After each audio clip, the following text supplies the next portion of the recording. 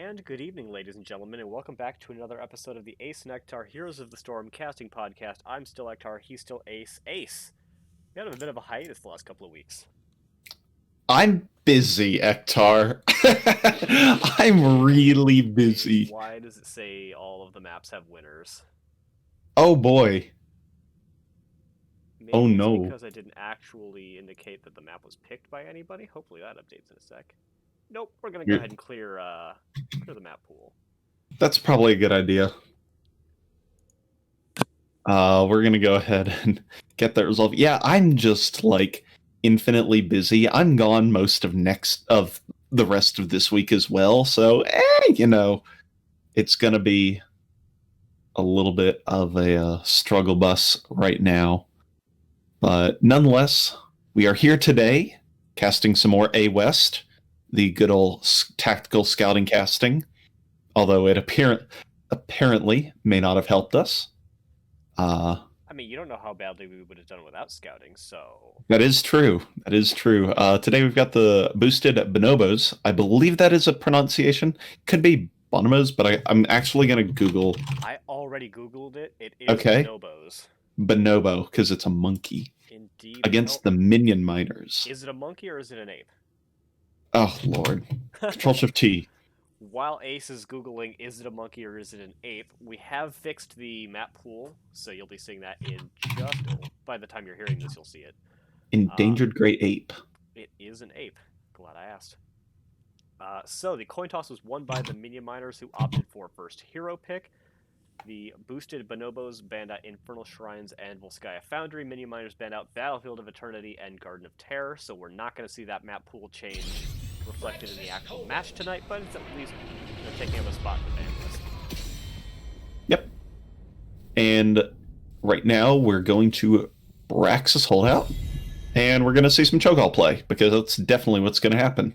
It's what Majesty is already calling for in the chat. Both teams have run Cho'Gall already in the combined 14 games that they've played, so... And we were on the recipient end. It was a fun, interactive, and great time we all had. And no salt was had. People had fun in that match. I definitely would agree with you there. At least 5. Ace is low and I can't hear. Ace is low, can't hear. That's super weird because he's loud as hell for me.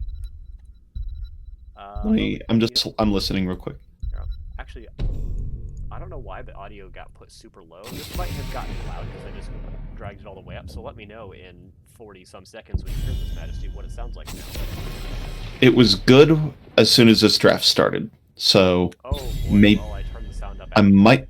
Oh no. So at least it sounded good for me, but rip headphone users possibly. Yeah. Getting into the draft, we do have a Stukov getting banned out, which is a little on the interesting side, but Stukov has seen a lot of representation in A West.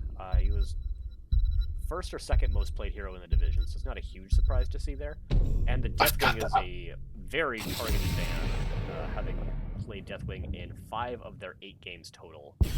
So, love to see that scouting come into play.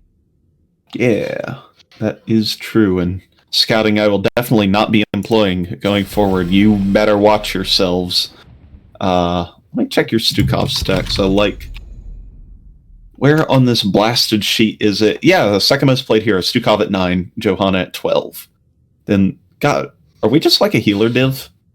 Johanna, Stukov, Lucio, and Uther, top 4 currently, and then Deathwing. The healers are in a weird spot where they're all okay. Some are just a little bit better than others. But outside of, I would say, Uther, most of them aren't like super high pick or ban priority. Uther getting played quite a lot to great success by both teams, and Falstad finding. Oh my god! My bad. It's oh my god! Patience. So I'm gonna. Oh my god! Wait, is Ace and everything else loud now, or did it just make you sound quiet as fuck by comparison? I am very loud. You should return me to the original volume and then boost your own. I don't suppose you knew what you originally had this volume set to, because I hadn't changed it. No. -5 something. Shrug. I don't have your audio settings pulled up. I pulled it directly from I don't set it. It changed for the original scene. Yeah, it doesn't change. Right, well, Okay. All right, Chromie and Johanna picked up here. Rexar and Li Ming picked up for the Minion Miners. That's a strong offlaner of choice. Being the group that's gone from B West to A West and then going back to B West soon, trademark.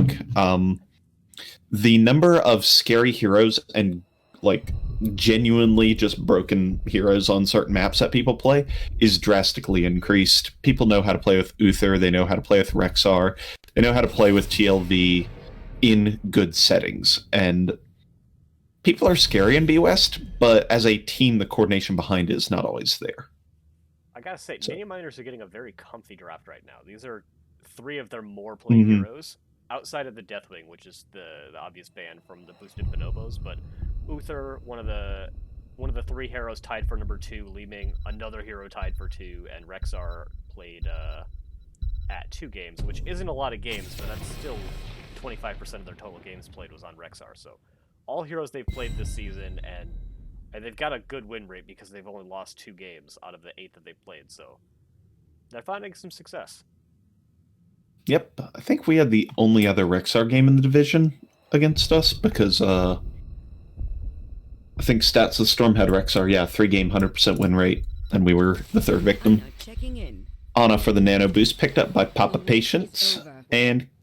We haven't played against the Minion Miners yet, have we?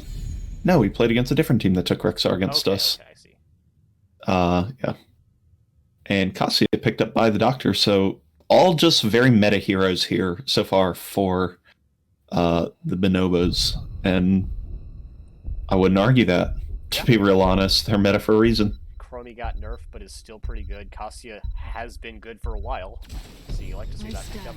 Vala, I think, is the most interesting individual hero pick we've had so far. Yeah, I would tend to agree. Brax's holdout, so it's going to be a 4-man Thrall. That is true. That could be the good old trash lightning. So I have a question for you, Ektar. What's up? Can Uther be a tank and a healer at the same time? Yes. Cool. Just putting that. Just asking for a friend or 5 friends. I mean, that's maybe part of the reason. Ooh. Is this the split lane? Oh, Cassia, I like this a lot. Cassia, Ariel top. Even if it's not, like, just how are the Minion Miners going to kill anything against double healer? They don't have a lot of.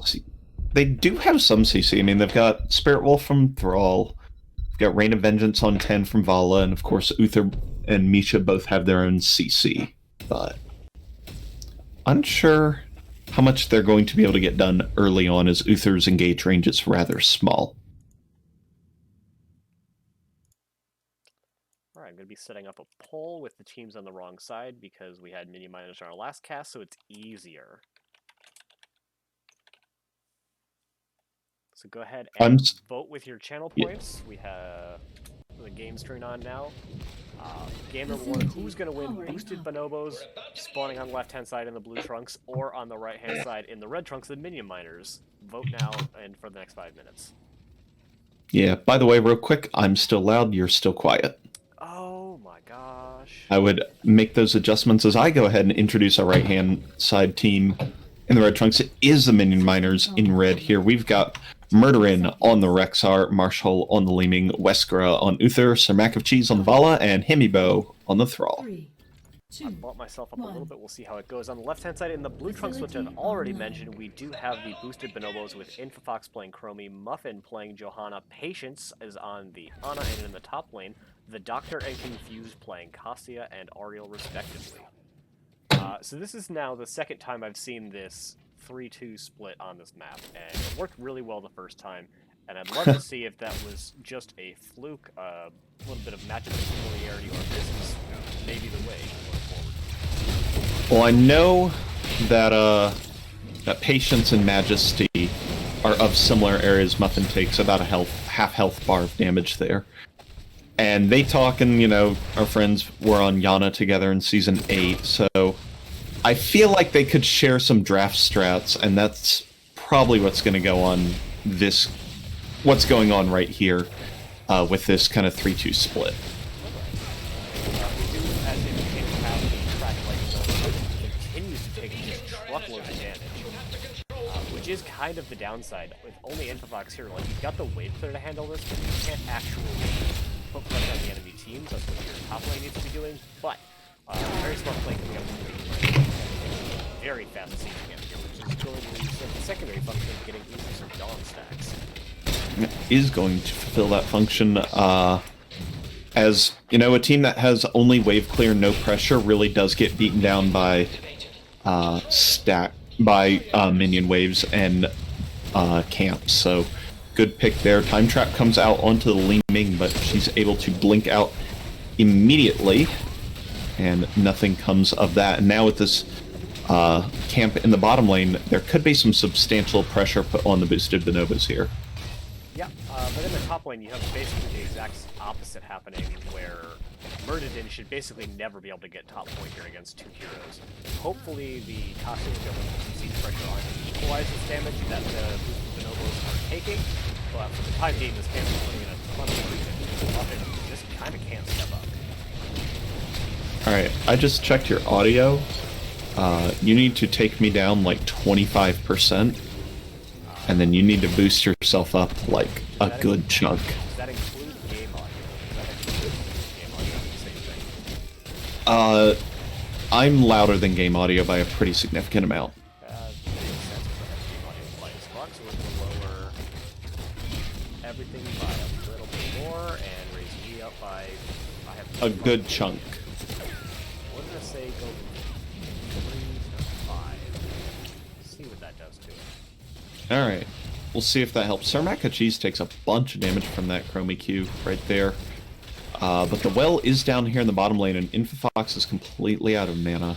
So, yeah, not exactly a great spot to be as the minion waves show up, and minion miners could start putting damage onto this fort as they saw Chromie Hearth. And that is going to be first kill of the game going out onto the Johanna there. An unlikely first blood, but... I mean, with as much damage as the minion miners have been chunking out, I guess it's not that surprising. Even the D-shield just gets ripped off eventually. And in the top lane, it is on the full wall and one of the towers down, but bot fort is already down to just over half health, and the minion miners are just going to keep pushing in because they can. And you asked earlier, can Uther be a tank and healer at the same time? With this low kill pressure, he absolutely can. Yeah, that's very true. I mean, there's just not a lot that can pressure. Infofox's DPS is not enough to really take care of anybody. Sir Mac and Cheese is going to take a bunch of damage, but again, that will be healed up with the pressure, the region globes, plus the bottom region globes. It's really going to be not enough damage to pressure the Uther. I say that Wesker takes a bunch of damage from the sleep and the Chromie damage as well, but it's not enough to secure another kill. It's not, but it buys them a little bit of time, and there is starting to be some pretty good pressure done in the top lane now. They have gotten the well, but haven't actually been able to put anything onto the fort itself. Yep, so both teams kind of winning the lane they're expecting to win, losing the lane they're expecting to lose, and at similar paces, so there's not a huge difference of, anything that's going on here. I don't think Ector's volume has changed. Hopefully you respond again in 20 or 30 seconds with a different story, but if not, we're just going to have to roll with it and way too many sound adjustments at this point. Yeah. Apologies I have for one it. more thought I need to check. Do you need to check Windows volume? No. Okay. Bottom fort goes down, and Wesker approaches Infofox with murderous intent with a hammer. Muffin's actually going to step up, but D-Shield is down, and the Spirit Wolf from Rex Thrall is not going to be enough to secure the kill. But that bottom fort is the first advantage taken in this game for the minion miners, and now they've got the opportunity to do whatever they want around the map. Yeah, and the first thing they're going to do is take their opponent's camp and probably swap up the lane rotations, put people that were in the bot lane into the top lane and start getting, that same pressure done in the top lane. I went to check to make sure that my default sound hadn't changed, but no, it's still on the snowball, so... Okay, yeah, I was about to say if it was the right source or not. We will take a look at it at the conclusion of this game or series. Yeah. Sorry, trademark. Yeah, we do have boosted Bonobos for the first time getting a little bit of channel on there. There's actually just Cool. 6% total this entire game so far, but there's a lot of other damage that has been done. A lot of CC going out on the Confused there, just barely able to get away from Himibo. But the Minion Miners are starting to paint the map red in those mercenary camps, which will allow them to get a lot of extra pressure out and start getting even more damage done and hopefully pick up a level 10 advantage and turn that into an objective. Yep, that is what they're looking at. The Doctor takes a bunch of damage while the armor is down, and the 4-man has completely swapped up. Now here comes the 5-player rotation here from boosted Bonobos. Sir Mac and Cheese is able to vault out of town. Nice cleanse there from Wesker onto Himibo is going to keep them alive for at least a little while. 10's picked up. Earthquake used immediately by Himibo as the Doctor is trying to run, but great flank from Murderin comes in, unleashes the Boars. Confused goes down. That's going to give resets to Li Ming and allows the Cassia to go down as well. Doctor unable to escape, and Infafox taken out by Sir Mac of Cheese down below, and that is 3 kills for the Minion Miners as soon as they hit level 10. Yeah, they hit a small timing window, but man, did they hit it hard. And after getting those 3 kills, they pick up the objective, and they still have a man advantage in the top lane, even sending Rexar into the bot lane, so they're just getting damage all over the map. And Brax's holdout, known for being a bit of a snowballing map, so this could become increasingly difficult for the members of boosted Bonobos to come back if they're not able to find something with their own level 10s. Yeah, I definitely agree with you there. He's just barely missed the timing window to get the objective interrupt. Yep, but Murderin now is in a bunch of trouble, gets Detainment struck into the wall and killed, so that is going to be a good kill for the boosted Bonobos, who have to defend a really nasty Zerg wave here down in the bottom lane, but having 1 fewer heroes to defend against, or not letting the Minion Miners soak top, is going to be a big deal out of that. Yeah, and it will make it so that they can actually kind of ignore top lane, because they have their objective pushing out. They will be able to get the soak from that lane, but they really do just need to focus on not losing this game. Very difficult for them. Yeah, Confused takes a D-Storm to the face, though, but Uther is the one running away for their life. Confused, you had a full bar. Unfortunate, but the Vala goes down as a counter kill. So 1-for-1 trade so far. Guardians are the only remaining Zerg here, so that does look like a successful core defense here for the boosted Bonobos. It does, but they've already split Rexar out, who could start putting pressure into that top fort, so even having not gotten the keep, they could still get that secondary value in the top fort, which, with as low health as it has, is already going to go down. Yeah, I agree with that. I will try and turn my volume down, actually, just to not blow out everybody's ears, and, you know, that's fine. I think I've turned the gain down, but it's a knob that's faced upside down on my mic, so I don't know which way to turn it. Oh, so you've either made it better or worse. Excellent. I reset it to where it was. Here comes just Infafox. barely going to make the interrupted time get on this camp and put a ton of damage in there with the power of that leading orb after the Misha charge, and that is going to be 3 kills to none. And they didn't get the successful camp invade. I'll say boosted Bonobos got to keep that camp, but they sure as heck paid for it. Yeah, they definitely paid for it. Chromie took 2 gigantic Leeming orbs to the face, and Leeming has opted into the glass cannon here on 13. So going to be able to deal out an absolute ton of damage, but of course at the cost of personal risk. I mean, is she at risk though? Like, Yeah. who gets onto a Leeming in this comp? Maybe Not many. Yeah. Fallen Sword. That's not a thing in this game. Correct, not in this game mode. We've got the boss starting to siege in here. Generally considered one of the weaker bosses when it comes to helping your team fight, but it does an absolute monstrous amount of damage to buildings. We do have the engage coming out from Cassia. Sir Mac and Cheese is going to have to walk out of there. Muffin getting brought very low, and the Divine Storm is going to secure that kill onto Johanna. Barely keeping Wesker alive. That is the 2 levels of 4% scale and keeping them alive. And the boss is doing some good damage, but is not going to get the keep. Yep, so both keeps alive here. Oh my god, you're quiet now. super quiet. You're quiet to me personally. All right, I split the difference. All right. Volume brought a little bit back up. Maybe that was a bit low. Put it at 75. Picked up now by the Minion miners as they start the immediate channel on the objective, flying past the first objective timeline percentage per second. And really, Minion miners have all the momentum behind them right now as they pick up both of their camps. Their opponents' camps are still on cooldown, and they've got the objective channel, so it's really on boosted Bonobos to make a play here. Yeah. Target was on to Johanna there. Patience taking a bunch of damage, or Muffin rather. But the blow-up was unsuccessful. And Johanna's still alive for now, although it doesn't have the D-shield for now. Good Crystal Aegis from Confused is going to keep Muffin alive for a while. That was a tactical time trap because that orb was going to kill, but it wasn't quite enough. I like the play, though. It was tragic murder, and we agree. There's actually a huge amount of pressure in the bot lane, but the Zerg wave is in the top lane, so it will be a very lucky boosted Bonobos if they manage to save either keep. Bottom keep is already down. There's no way that top keep survives this Zerg wave, and it is going to be a difficult now core defense for the boosted Bonobos.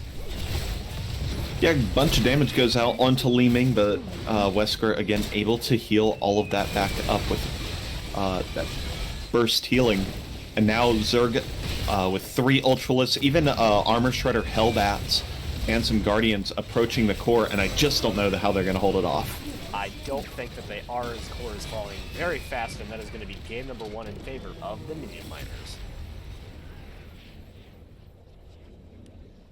Even the Ultras are dancing. That was cute.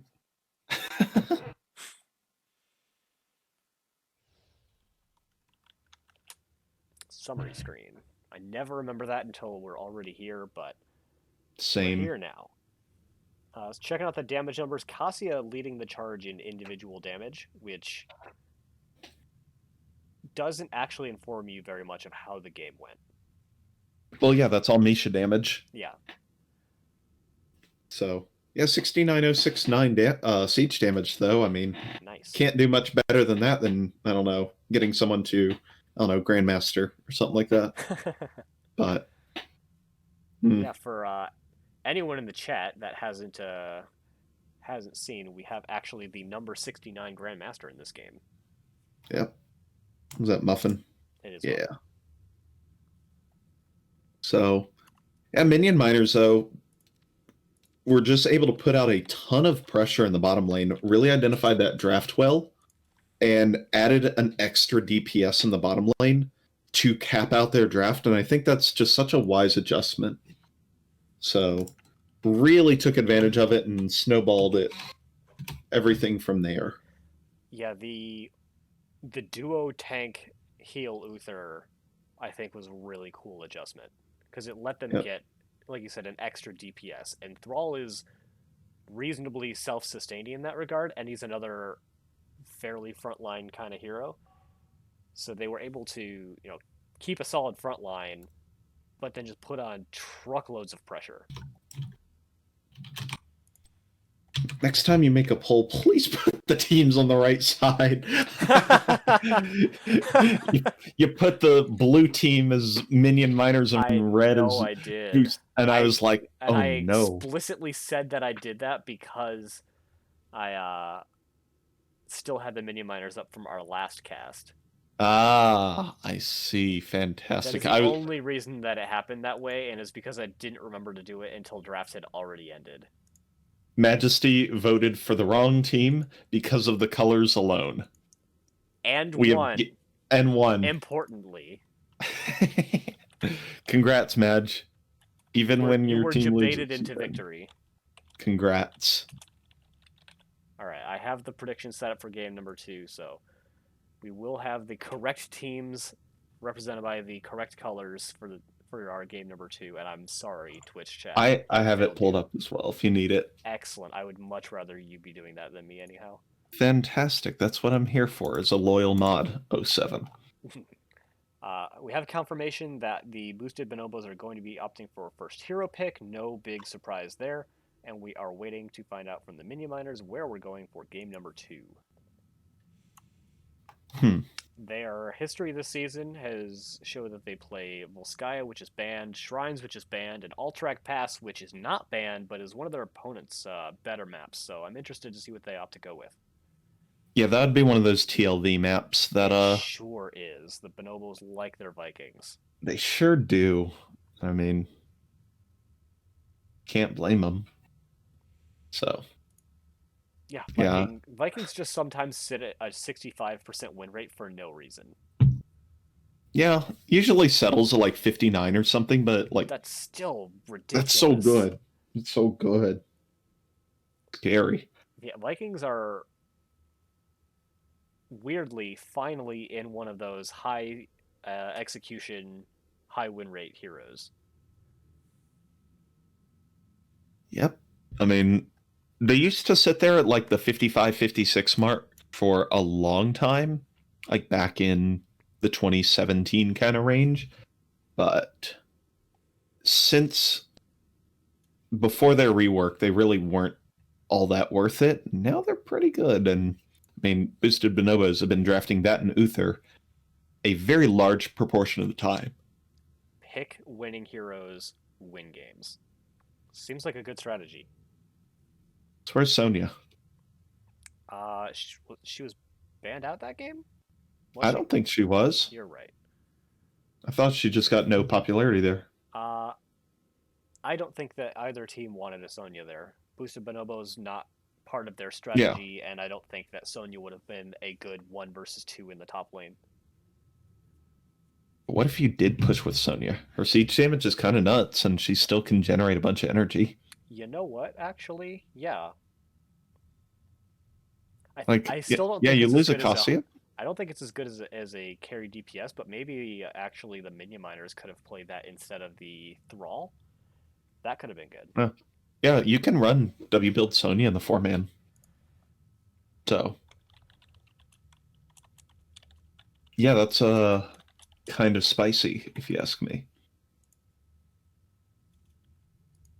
Oh, another game. Where's our game? Come on, teams. Get it together.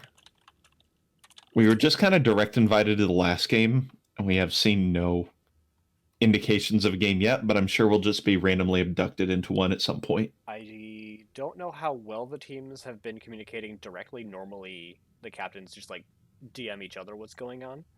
I was just asked by Muffin what's going on, so I sent a DM to Marshall, captain of the Mini Miners, to make sure that they know that they have map pick. Fantastic. They're doing a great job of going by that,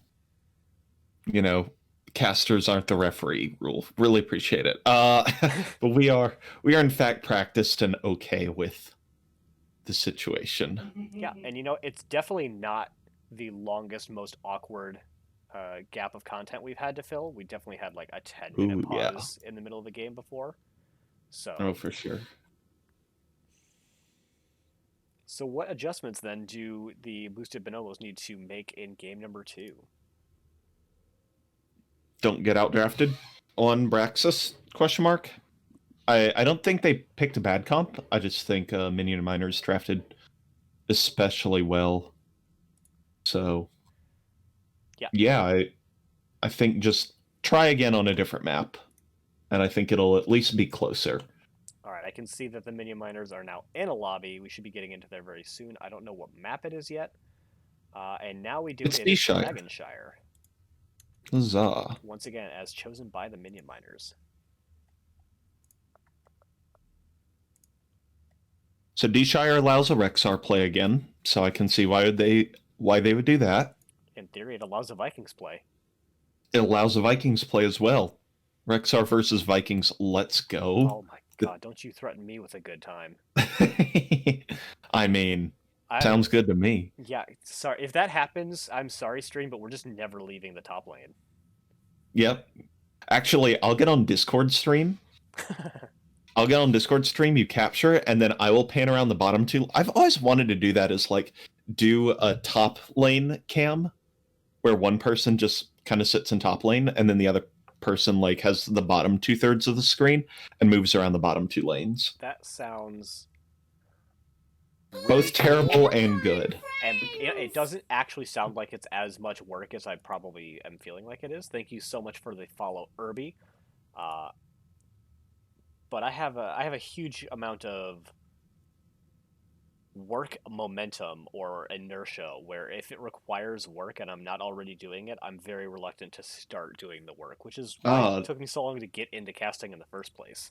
The moment of inertia, the difficulty of starting Starting or static coefficient of static friction, maybe. Yeah, that's enough. Would that be more? Both of those are related. It's been how many years? You looked at me. 9 years since I took AP Physics, so maybe a little behind on that. Although I did take it in college, so I guess it's only been 7 years. Yeah, I was gonna say, did you not have to take a different physics course in college that covered it, or I might not have mechanical engineering or anything? I think I opted out of Physics 1 because AP, and Physics 2 was thermodynamics and electricity and stuff like that. So that's one course. That's 2 courses for me. I mean, we had our own, but it was magnetics. We've podcasted. This is an actual game that's about to start. Everybody's ready, thank goodness. It's an actual game that hasn't started yet. Tell me about your college experience, damn it. Oh, what? I know I had an independent thermodynamics course, but we also had electricity and magnetism as a physics 2, which was a big lecture hall. So, yeah, I think that was all just one class wrapped together. It's like a month on each thing. And by a month, I mean like 8 classes. But, yeah, now we're in a game, Ektar, or we're in a draft of a game. I'm going to go ahead and get that prediction started. And it lasts 5 minutes, so it'll last till the end of draft, roughly. Yeah, that seems like a good enough time. That way, people, if they want to, they can just vote early for the team that they want to win, or if they want to see the whole draft play out, then they can wait for it. Once again, the false dad getting banned out, he got a small talent mix-up the other day, and he's been really strong ever since. Rules Committee, how do you feel about talent mix-ups? I feel like they make me test things, which is annoying because then I have to do them, but gratifying because I like testing. Fair enough.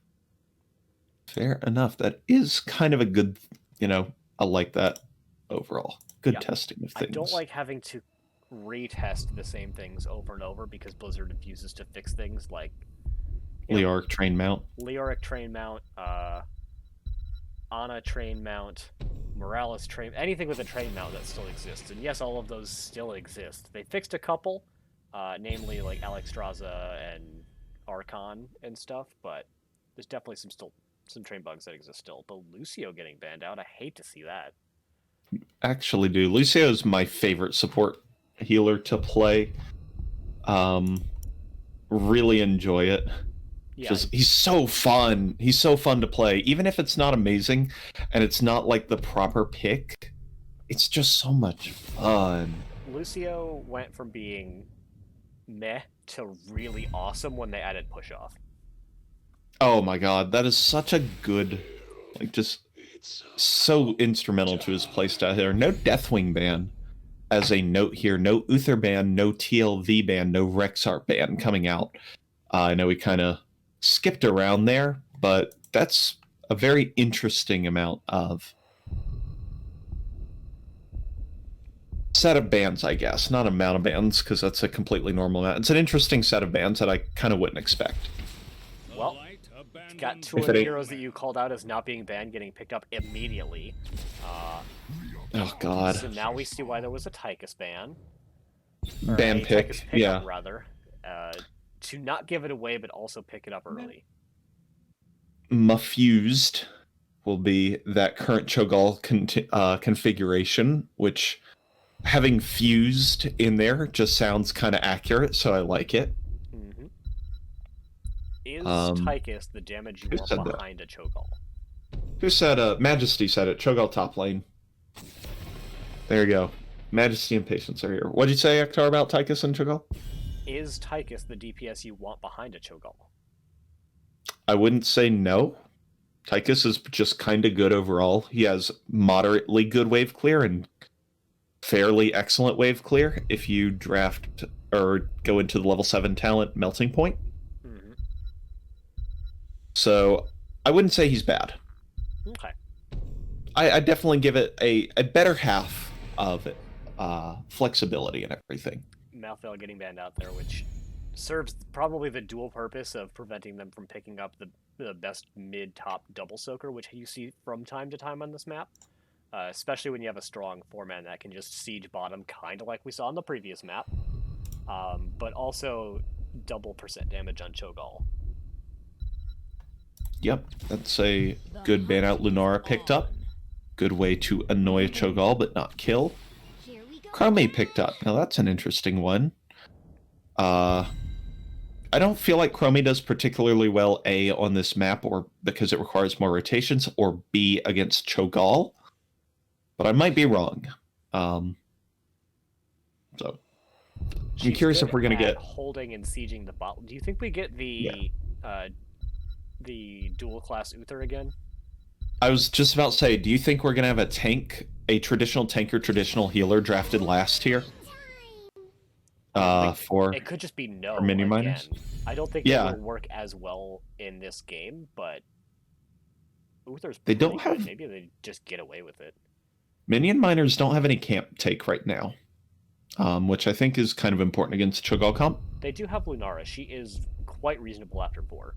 Yeah, I guess she's okay enough. She's good enough on the siege anyway. She does not do a bruiser very well. Yeah, but the bruiser's where they need it. It is going to be the Thrall again, so we are going to have the tank healer Uther. So is it tank healer or heal tanker? Yes. Oof. It is the Swiss Army knife Uther. He really, really is. Such a strong hero, being able to just fit into like tank viable and heal viable roles, or in the case of low diamond high plat Storm League, a complete and garbage hero. Not salty about that one. I'm glad I don't remember exactly what it is that you're referencing. Our game yesterday on Towers of Doom, where I was told to step up into a Garrosh as an Uther. Ah, yes. You'll love to see Uther, it. Not mine. Yes, that's just a great one. Predictions up in chat. Indeed. Which means I don't have to spend nearly as much time waffling. I can get right into talking about the team spawning on the left-hand side in the blue trunks. They are the boosted Bonobos, with Mafused reprising their role on Cho'Gall from a previous week. The Doctor is on Tychus, Patience is on the greatest of all Murder Wings, and Infofox is playing the Hog Champ. Battle commencing in All right, and on the right side of the map, up 1-0, trying to handle this Cho'Gall comp, it is the Minion Miners. We've got Murderin on the Rexar again, Marshall on the Chromie, Weskra Uthering it up again, Himibo thralling again, and Sir Mac of Cheese on the Lunara. Checking out the level 1s, we do have the same level 1s for the Uther and the Thrall that we had last game. No big surprise there. Once again, the bird getting picked up at a very early amount of damage put into Sir Mac of Cheese that we were going to say kill, but just barely was not. But already a good tempo start, especially for a Cho'Gall comp, which tends to struggle in the early game. Infofox taking a lot of damage from Chromie there. Yeah, Infofox got a great slam into the wall against Lunara's Himibo and the Cho'Gall Mafused. I'm so glad that's easy to say rather than some of the ridiculous Cho'Gall names we've seen before. Both got very, very low. Yeah, we do have the extra, I think it's armor and health coming up for the Cho'Gall. While under 60% gets extra move speed and healing speed. So, going to be some very big heals coming up from this point whenever their Z is available. Yep, and it is the reduced cooldown Z, so going to have a whole lot of maximum % healing capability there. Yeah, we've got the Doctor and Patience taking this camp already. Himibo coming in just to get a Crash Lightning stack. But already taking that camp, their opponents are taking their camp as well, but as we kind of said, Jurassic is not an amazing amount of camp take for the side of the Minion Miners. Chromie is a lot better than she used to be ever since her Q actually hits minions and she gets the Sand Clones to help with autos. But she's still not amazing. Yep, I would tend to agree with that. Doctor and Patience sitting down here in the bottom lane. Doctor actually got to chime into chat with to be fair, I don't frankly enjoy being any DPS with a Cho'Gall on my team. So, Doctor, not having a fun time in this game. Yeah, so I guess we were wrong in our earlier assessment. I believe Doctor was on DPS in that match we played against him. So Yep. 4 people pleased with the way that game went. And dropping. Yep. Sir Mac and Cheese is getting a little bit of free push here in the middle lane, but it is Lunar early. We do have Nature's Culling now. Very expected. Infofox Yeah. actually forced Murden to back all the way out of top lane. Got a Misha kill, and Rexar was so low that he basically couldn't do anything, so he just had to back all the way out. So nice little early reprieve going over Murden into Bonobos, even as they're down a quarter level. Yep, they're not quite able to soak out all of that mid XP, and Sir Mac of Cheese isn't even doing anything special, rotating out or anything, just going ahead and just pushing out mid, and because they are in fact a Lunar, they may escape, and they've got the Sentinel Wisp to monitor the rotation between mid and bottom, so there's not a lot of risk to it either, so one of the awkward seems things, good. Doctor taking a ton of damage, Payson just barely able to get there in time. One of the awkward things about a Cho'Gall comp on this map is you have 2 heroes in one place at all times, so it's a little bit more awkward to make the rotation go around. Minion taking a lot of damage, but Fuse taking a lot of damage as well. And it'll be probably another 15 seconds before Patience is going to have another Z off cooldown. Even with the cooldown reduction, Lunara is on the point and is going to get first channel of the game. Yeah, that's fantastic if you're here for the Minion Miners. Yeah, as you mentioned though, Cho'Gall, 2 heroes in the same spot at one time on what I would consider to be the most rotation-heavy map in the game. Like, not just back and forth 4-man rotation, but like single-person rotations, just kind of going here and there around the map. So, definitely going to need to win a bunch of team fights later on, I would imagine, for the boosted Bonobos to find some success. That, or if they could actually find a pick. They don't have an incredible amount of CC before level 10, where Cho will pick up 1 of 2 very strong crowd control abilities, but once they get that, if they can get a couple of picks, they can really start to turn this game around. Yep. Yeah, and they've got Tychus on the Dragon Knight defense, who does do percent damage. It's not true percent damage, because percent damage awkwardly is capped for large things like vehicles. So it doesn't just actually shred vehicles instantaneously, but it does do a whole bunch of damage. So the Minion Miners have 1 heroic ability, and they're using it to invade on their opponent's siege camp, which is not even being contested. Yeah, I mean, that is the power of having a heroic, and Cho'Gall being on the Bruiser camp here, which is good for boosted Bonobos, but they have given up their siege camp. They have, but I think the Bruiser camp is definitely the stronger of the 2, using the Hog Wild there to really just clear that out very fast. But this is also giving time for the Minion Miners to take the bottom camp, which Cho'Gall is still in the mid lane, so just kind of goes their favor. Sure does, and that's a much more significant one for pushing here, so we'll have to see if anything can get done on the Minion Miner side, but it is requiring a 4-player defense here for boosted Bonobos, and that'll let Lunara soak out level 10 here in the mid. Yeah, another big heal coming out onto Mafuse. Not a ton of damage being done, not even a tower or the wall going down quite yet, but that is mid lane soak that is just continuously being lost in slow amounts. Mafuse might get there in time. Looks like he's going to miss 1 XP glow. Yep. But Lunara's on this camp now, and like she can kill a camp, but she can't survive killing a camp very well. She is going to have to get some healing or a relief or just full back when this is done. Yep. And Himibo goes ahead and obliges, but Mafused actually coming down here to invade the camp. We do have the Hammer of Twilight picked up, and I think that's what they picked up in their game against us, so I'm not surprised to see this whatsoever. And the Twisting Nether, which was also their ult of choice. Yeah, we did have a little bit of looking at invading this camp from the Bonobos, but they opted not to because they were just a little bit too split out at the time. Bruiser camp is also picked up in the top lane, which is going to be very nice for the Minion Miners going into this objective phase, as they get very early channel into the top point. Bottom point is still very much in contention. Yep, Tychus gets a whole bunch of damage out. Nice poly, actually, from Patience. Is going to delay the D-Storm until the Doctor was able to pull down the Unstoppable on Tychus. But Mafuse, taking a bunch of damage, is going to get killed, dropped to 7 health at one point, and did not survive. So a pair of kills now for the Minion Miners. are going to allow them to push down this top lane, or bottom lane rather, and grab the button again and allow Lunara to channel Dragon Knight and pick it up again. Indeed. I wonder if Brightwing got interrupted on her seed there, because I don't think she used it. I think it was available. You see Marshall actually dropping the time traps there just to soak some little bit of damage, because they take something ridiculous like 3 or 4 shots, even after the 100 hit point nerf they received in the last patch. And that's going to allow them to force down bottom lane fort with the help of that siege camp, as well as picking up mid. Alright, I watched the replay because I have the stream open. Patience's Z got put on cooldown due to D-Storm and was 9 seconds out of 10 from being available when Cho'Gall died. Yep.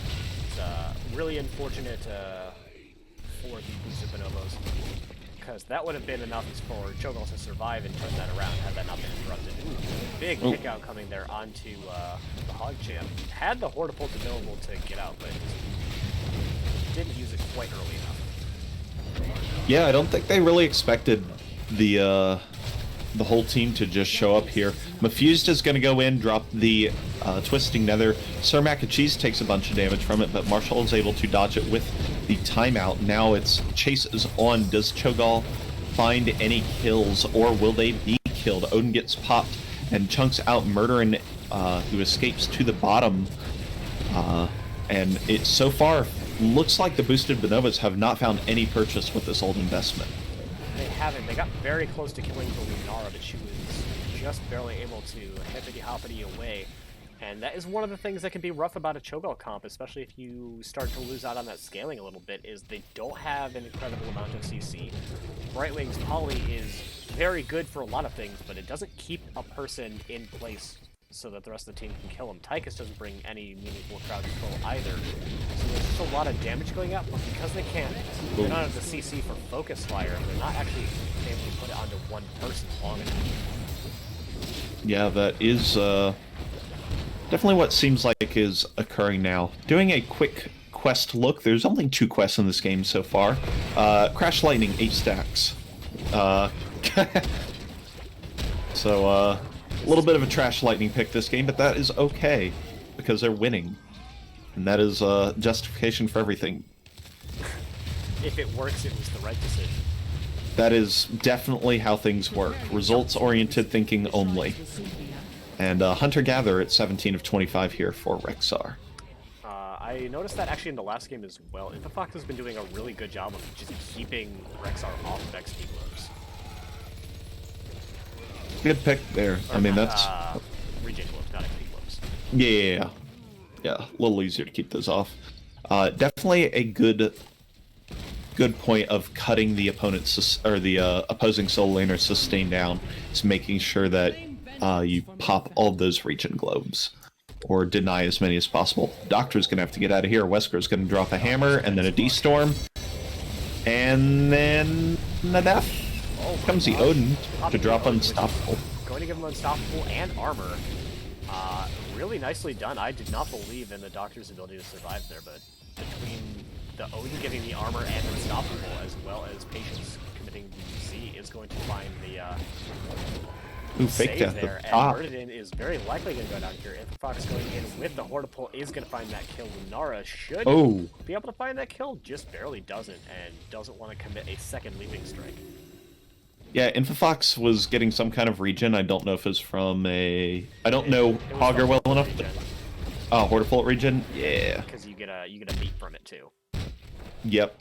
Didn't think it was that substantial, but that was a substantial amount of healing. And Lunara, incidentally, hit a minion with the leaping strike, not Hogger. It's true. We do have Westra hiding in this bush here. Doesn't have ult available, and actually didn't go into the Benediction, going instead for the Beacon of Light, so actually self-healing.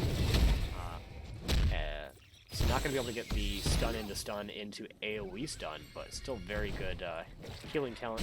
Possibly more of what you want in a case where you're both the healer and the DPS. Engaging on a Sir Macapee is a little bit of a S kind of play, because she has Unstoppable on her leaping strike.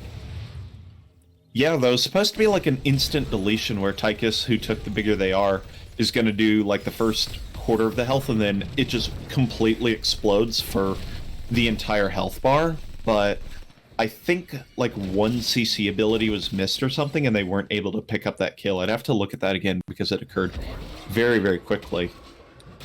Boar's actually going to come out. To my side, getting popped in the top lane. Infofox is getting chased down. Sir Mac and Cheese is doing a lot to assist in that. Brandon is going to go to the top lane, make this into a 4 versus 3 very quick as Cho'Gall rotates, and they do get the Misha kill, but not going to find the one on the Sir Mac and Cheese. Wesker is coming in from behind. He is just going to engage onto Infofox, and they're going to meaninglessly poke some damage at each other. But 16s are now popped up. Even talent tiers for the first time in kind of a little while here. This is going to be where boosted both Bonobos want to find themselves in this game, as 16 is really when Cho'Gall starts to come online, and like they're behind 3 buildings. They're not in a good position, but they're in an okay enough position that they could definitely try to make something happen here. Yeah, it's the Leaden Orb especially that is just such a dangerous ability that stuns on every one of those, but while all of that was going on, Dragonite was picked up in the middle. Oh, Molten Block coming out, does Brightwing port to go through. We've looked at those interactions before. Twisting Nether's going to come out, completely obliterate the Lunar. Mafused is going to take a Chromie down before being taken out themselves. So 2 for 2 trade so far, and I've got to think that favors the Dragonite, who does well when there are fewer heroes alive, albeit Tychus still really good at dealing with the DK. Small shout out to the Doctor being a good teammate and providing patients that blink out locations. There was not an allied minion to do so. The DK gets taken out very quickly. And you know, there's still some pressure in the bottom lane, but certainly not enough to try and fight evenly. If you're the Minion Miners, they definitely just kind of want to find their level 20 and take advantage at that point. They do have 1 in the Piercing Sands, but that's not enough at this point. An extra Heroic, yes, an extra Storm Talent, a little bit less so. To my side getting knocked out, however, and that is the Uther Stuns providing the follow-up, and tons of damage going into Infofox. Patience is able to keep them alive for an incredible amount of time with that Z. That was a really close save by Patience. Really nice job getting in and applying the Z, and I believe a Blink heal shift queued up with that as well to provide a whole bunch of extra healing, which was mandatory in that save, so nice job there not giving up that kill right before level 20. Along with the additional spell armor from the Pixie Charm, as well as the extra on that 13 talent. That is very true. Brightwing has such an ability to save a person if they want to be saved. It is genuinely impressive. It is, and you know, it's on both the Brightwing to notice that the ally is dying, and the ally to indicate to the Brightwing that they may need her help. So, teammates, work with your wing family members. Of course, or don't, because Deathwing doesn't want help from anybody. It's true. But Alex Ross will give help if she wants to. We do have the 20s now getting picked up for the members of the Minion Miners. That is an engagement from Mafuse going in and really just kind of going in to blow up the camp. It looked like trading the Twisting Nether for the spell armor from the Bruiser camp there, and that is good. You know what? I don't even hate that. Okay. Twisting Nether's not that long of a cooldown. It's a lot less when you have the Runed Gauntlet, which reduces ult cooldown by 6%. Basic and ult cooldown. Sorry, just heroics by 6% every basic attack. So Twisting Nether 20 seconds from being up again. Divine Hurricane slams the Tychus and the Brightwing though. Really big hit there by Wesker, but they're gonna have to escape and not doing a great job of it right now as the Twisting Nether finds a kill. The Cho'Gall scaling is occurring. Chromie stunned by the Leaden Orb, but Mafuse taking a lot of damage during that timeout there, and Infofox creates enough space to try and get Mafused out of there. There's a second Brightwing port in, but it's going to cost Infofox their life. Murderin trying to escape is going to die by Brightwing Arcane Flare center hit, and that is a 2 for 3 favoring the boosted Bonobos. 2 bodies available on each side to try and capture these points, though. That fight was won by the slimmest of margins. It was looking for a long time like that Infofox wasn't going to get there in time, and boosted Bonobos were going to lose the fight. They lost a hero. They lost the Tychus before Infofox even got there, engaging from the back like they had done, but it was just barely enough with the power of the Brightwing ports, keeping the Fused alive and providing enough time even for the second port to come through that they were really able to eventually take that team fight. Yeah, that's really, as you said, a very slim team fight. They're gonna need a more decisive team fight win to be able to really pull this one back and capture a Dragon Knight, since again, 2 bodies is not enough to 2-on-2 is not a good situation to capture. Oh, Mafused coming in, does use the Molten Block and then receives the Brightwing heal again. Twisting Nether was popped, but again, that cooldown decreasing rapidly, about 6 seconds at a time. About 5 seconds at a time, probably. And with the Cho'Gall per getting hit. that extra range on his auto attack at level 20, it's much easier to get that cooldown reduction. So Ooh. you see Twisting Nethers coming up way more often than you would otherwise normally expect. We do have Murderin coming in to make this into an advantageous team fight, and Mafuse trying to peel for his team, and it looks like the Bonobos are able to get on out of there. Looking like they maybe want to try and fight out in front to give Hogger the time to get the objective and maybe get a sneaky channel, but Rexar is not going to let that happen. Storm comes in again, and the Doctor and Patience both get very low. Mafused even in a bunch of trouble themselves. The CC train from Minion Miners is so strong every time.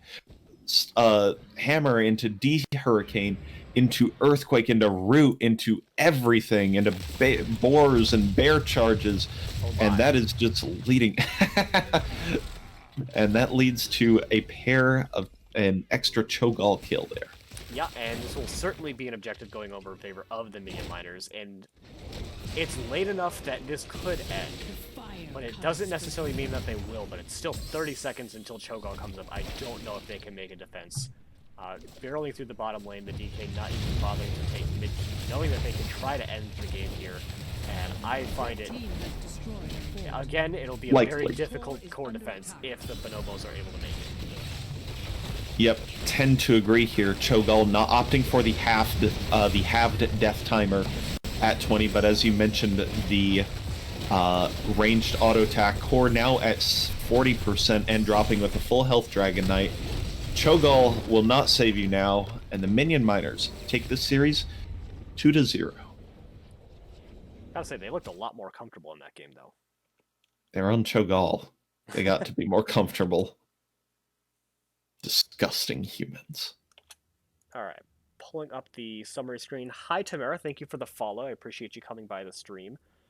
That's a lot of healing coming out from Patience there. Oh my gosh. Yeah, when you Z a Cho, I believe it gives you 12,000 healing per Z. I think that does round down slightly, but yeah, very, very big chunky heals coming out onto the Cho'Gall, especially with that extra 15% healing received. But once again, and you know, I don't feel like I'm particularly biased, but I'm very glad that I get to ask the Minion Miners about this dual class Uther that we saw in both games. I feel like we saw this as well when we casted them in week 1. That we saw the dual Uther, and that's just kind of their thing, is running Uther tank healer. And, you know, seems like it's working well for them. Also, shout out to Confused beating Infafox in damage by a clean 60. Just 60, huh? Just 60. Well, getting that lucky 777 as opposed to the 717, opting for the bigger aircraft is how that goes. I don't know actually enough about aircraft to confirm or deny your statement, but considering you work in the weather field, I'm going to assume you know a passing amount of information about the aircraft. I have 2 family members directly involved in the aviation field. I have been around this for a very long time. My sister is a psychologist. I don't know anything about it that I didn't learn in Psych 101. So anyone that tries to make that my family member is this argument, it doesn't hold a lot of water with me personally, because understand. I have plenty of family members that know fantastic amounts of information about topics that I don't know anything at all about. But we do have Himibo in lobby number 3. Ugh, not lobby number 2. Can't believe it. I know. So let's go ahead and greet him. This is a raid. Congratulations, Himibo, on your 2-0 victory. I was waiting for you guys. We saw. You were in the incorrect lobby. Lobby number 2. Was a 1. Oh, well, there you go. I'm not, Secure. I'm fast, but I'm not the brightest, Ah, okay. It's a trade-off. It is. Got to pick those points well when you create your character. Exactly. Yeah, exactly. To put a little too much in the speed category, less in the intelligence, but we make it work. Yeah, you gotta play to your strengths. Hmm. Speaking of playing to your strengths, tell me more about this dual class healer / tank Uther. Well, so it doesn't really make actual sense, but we do classify it as main tank thrall. I think it's just because like you're supposed to have a tank, like that's what the meta decides or whatever. That's what everybody thinks. But we just sort of pick whatever we like, and we just call it main tank thrall, even though it's not really main tank. I mean, Uther is sort of frontlining equally as much, so is Misha. So I don't know. I think that's why it works, is because we can sort of frontline still. But I don't know. We don't really have a dedicated main tank, so he's sort of a main tank though, I guess. He's definitely healing. He definitely does both. Yep. So, were you the thrall player? I don't even remember. You were. Yes, I was. So tell me about the trash lightning pickup not getting completed either game. Well, okay. To be fair, game 1 was like really fast, and it was at 28 stacks. So I mean, you gotta cut me a little slack there. Game 2, a lot harder to stack against the Cho'Gall, so you might say it's a bad pick, and it would have been better to go Rolling Thunder, and I would agree with you. You said that, not me, so I didn't have to make any accusations. So I appreciate you taking care of that for me. Well, so my thinking is I don't really want to get an auto attack range because Brightwing polymorphs me and then I just die. But the thing is like so we just sit back and do nothing except for clear. Like we just stuck Lunara mid, and so they have to put one mid. So then it's either just Cho'Gall bottom or Cho'Gall's mid and it's just Taika's bottom. Either way, I think it's a pretty fair, like it's better for us in the split. And you just pick a smart time to engage, and then Thrall can get an auto attack range. But it's like you just have to be really careful about it. And I didn't really quite get that until later in the game, and then I was like, oh well, definitely Rolling Thunder would have been better. So, purely hypothetically, suppose you were playing against a less mechanically skilled team than your own in a couple of weeks. How would they maybe draft around the strategy without banning it outright? The Thrall? That's a good question. Well, we sort of we thought that this was like an Exodia comp for a while. I'm trying to remember. We did lose in Storm League with it one time recently. It was against, I remember who it was. So there's a former Div A West player named Splash. He's like a high master, low GM player. I think he's still playing. Maybe he might be on a Storm team. I'm not sure. But he played Zarya, and then they played Anub, and they had pretty hard engage. Oh, wait. Who? Are you taking notes? Who? No. A noob. Who? Oh, A noob? Yeah. Okay, just making sure I heard that right. Yeah, sorry, a nub. You could say it either way. It's maybe one of them is more memey than the other. I mean, I'll let you decide. But yeah, those two. So they had heavy dive, and then we couldn't kill them. So maybe that's what I would do if my initials started or were LP and we're in A West and gonna play Minion Miners in a few weeks. I would think about that. All right. Cribbles furiously.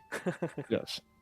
Looks at roster. Last Anubrat game played 12 years ago. Huh. We're in danger. There's a lot of damage when you go Thrall main tank. So yes, it is. Make sure you don't instantly get one shot, or you hard engage. Like if you CC Thrall, you can blow him up. So there's that. Which is why the Uther is such a crucial pickup, because Uther is like one of the best engagement CCs if your opponents are just walking close enough that you can dong them. So exactly. picking it up serves the armor of taking it away from the enemy team as well. Yeah, the armor does a good job of like reducing blow up. Like he doesn't have a lot of healing, but he's really good at keeping people from getting blown up. So it's like a perfect combination. Plus, he's got the So I had my hopes up for a Vikings game for nothing, it looks like. yeah, Wipeout is their TLV player, and he was out for the doctor. So at what point did you identify what the boosted bonobos were doing draft-wise in game 1? Well, in game 1, yeah, I didn't know until we were in lane. I had no clue what was happening. I mean, I figured it was going to be a 2-3 split of some sort, but the thing is Cassia, if you split the way they did, which makes sense, like you're losing out on the Cassia Joanna synergy, which is like kind of a shame, you know? So I was thinking like, well, they might be trying to make that synergy work, but then they didn't. And the thing is like we were tempted at first to go a 2-3 split with them, but we had Chromie, Vala, Thrall sieging against 3, and they had one person to DP, like to clear the wave, and that's Chromie. I mean, they had the Joe too, but we were punishing her pretty well. And I mean, we were just that was way in our favor because Rexar goes the wave clear level 1, and his bird just clears the entire minion wave, and then Misha stun, and they have no wave anymore. It's just dead. So we hard won. I felt like in that split. That's generally what we felt as well. You kind of just pushed bottom fort over with very little in the way of opposition. But we have seen that strategy sort of brainchild function in a game, so we were very interested to see it played in a bit of a more competitive league than we've seen in the past. Yep. Yeah, 2-3 is I really like the idea of it, especially with the 2 healers, because then you get a healer in both lane, right? Yeah. Both lanes. But the problem is that we went Thrall, so we just had obscene damage in the bottom lane, so they just couldn't do anything. So then game number 2 was on Dragonshire, which you had Matt pick for. Why Dragonshire, if you don't mind my asking? I think we're just comfortable with the map. We felt like our 4-man had good chances against their 4-man in terms of we thought we could outdraft them. So we wanted to get like sort of a smaller map as opposed to, I mean, you can 1-4 on bigger maps like Alterac and Cursed, but it's certainly a lot easier on Dragonshire. So we tried to, test that theory. Generally speaking, I'd say it worked pretty well. Especially against the Cho'Gall comp, you had the Lunara who was just able to casually walk to mid lane, pick up that XP, and you had so much pressure in the bot lane that it was hard for them to rotate somebody out safely to pick up that XP, and you just got this incremental advantage through the first-ish 16 levels of the game. Yep. And then Leonord happens, and the game becomes very different. Yep. And we know that too, because you might not know this. Write this down for your future notes as well. But we played Cho'Gall last match, so we definitely are aware. I've already identified that both teams have in fact played Cho'Gall in NGS this season, but I appreciate you reminding me of that fact. Nice. I'm just trying to be a help, Yeah.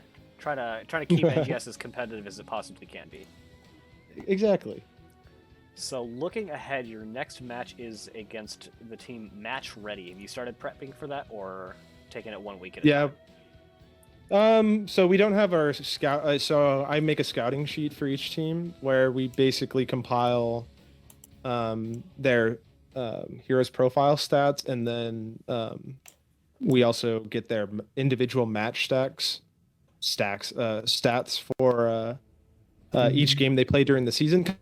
Like you'll have these players who play like nothing but Alarak or something, or nothing but now which alpha rat could do that? Yeah, I have no idea. But they have so Sailwater, the captain for Nature's Cure, for example, he's an Illidan main, or at least according to his hero's profile stats. Ew. Yeah. So we died to it. Oh yeah, that's right. You guys got That to doesn't mean that I that was have to was a like pretty it. close game. Yeah. Yeah. So, but you never know. So that's why we compare heroes profile and their NGS stats.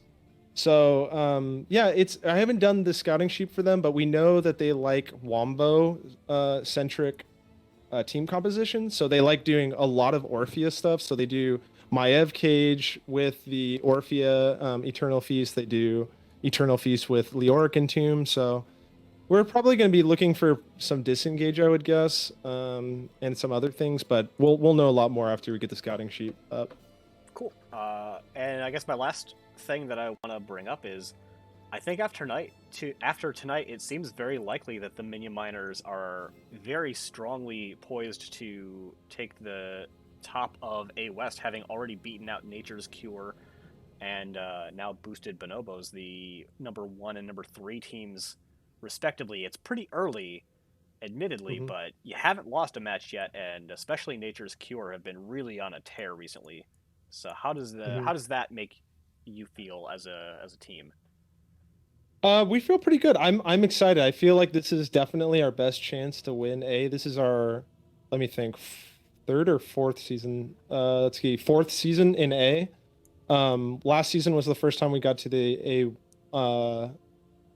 the divisional finals, the coastal finals. So we definitely would like to get back there. Match ready is going to be really tough, and also, I mean, this is a really competitive division. Bonobos are a good team. I know we 2-0'd them, but I mean, those games, especially the second one, was close. Naval, who you didn't mention because they're not a top 3, they're actually a very solid team. I would be willing to say that I think that they're actually a better team, even though they lost to Nature's Cure. I think they're actually maybe have a slight edge on Nature's Cure. We'll see in the rematch. But Match Ready, Bonobos, Nature's Cure. We know that you guys have a little bit of a slow start, but we know that you're very strong from last season. You haven't played a whole lot of games either, so I mean, we're looking for. Hey, don't laugh at that. All right. Look, yeah, you guys had a really good season last season. You were number 1 in B. That's fine. Don't just count the regular season, end your scouting, and that's it. We're not going to talk about the first round. What round? We didn't play anything. As you can see, I'm sort of a research guy, so I may have already scouted that on you guys. Oh, then you've seen my murky you guys have... one trick. So, okay. You better be ready. I'm ready. It's going to be a good season. We're excited. All right. Ace, do you got anything? Nope. All right. Then we're going to give it over to you for any shout-outs you've got, Hemibo. Nothing much. Thanks for listening to me. I ramble on and on. This is going to be the longest interview you've ever done. I just count it now. It's the longest. Definitely really? Not. Oh my gosh. Okay. We actually have like 15, 20-minute interviews on the regular. Is this not like 15 minutes? It feels like 15 minutes, but you guys are talkable. You guys are able to be talked to very easily, is what I'm trying to say. So, yeah, I mean, I can see why you have long interviews. But yeah, shout outs to you guys. Appreciate it. I know you guys do the whole scouting thing. But I mean, whether or not that's true, I mean, we watched your last series and I've watched you guys before. I think you guys do a really good job of casting. So we appreciate it. It's always fun to go back and watch legitimate analysis on your games in real time. That's very, very cool to see. So we really appreciate that. Shout out to Muffin's team, but we also know Fox. I think that they're both really great guys. I don't really know the other ones as much, but we really like them as people. They're enemies on the Rift, of course. And then shout out to the Minion Miners. We're going to go all the way this season. Oh my god, that feeling when the person you're interviewing has better sound production than the caster. Oh my gosh. Yeah, we had a little bit of struggle bus. Apologies for that. I'm sure it's just fine. All right, well, thank you for coming by, and good luck with the rest of your season. Thanks, guys. Have a good one. You as well. All right, I'm not going to bother to move Ace, so we're just going to stay here. Sounds great. And we're going to find another person to hop the raid on over to. So open up that NGS calendar, that thing I totally should have done beforehand. And I'm just going to raid the latest match that we have, because this is a bit of a cast, which is Bloodbath and Beyond versus Team Rainbow Strike Go, which is Jinxie Cat. So we're going to get the Jinxie raid over. That is. If you're curious, IceX is also streaming on IceX02. That is a 1-1 series right now between Zul'jin Distillery and Frankfurters, a series, a pair of teams that have been in NGS for at least 5 seasons, probably. They've been around for a long time. They've played a lot. How far into that game 3 are they? They're just starting the game 3. Oh, you know what? We are going to go ahead and raid them, because then maybe they can even pass the raid on one later. But also, Yeah. Icex is just a smaller streamer. If you know NGS Heroes of the Storm casting, you know Jinxie Cat, but maybe you don't know Icex. So we are going to... Icex is up and coming, too. Yeah, Seen which some is good awesome. things. We just continue to get more and more awesome casters coming in. And if you've ever thought about doing casting, it's a lot of fun if you have a good co-caster like I do. So definitely grab one of your best friends and start talking about video games. Hey, that's why we call it the podcast, is because sometimes we talk about other things. And physics, apparently. I like physics, and physics. apparently I do so does too. our audience. Which isn't really a surprise, but Alright. thank you everyone for coming by. We have the raid ready going, and we're going to hit onto that end screen. Thank you again, everyone, for coming by, and we will see you next time. Bye.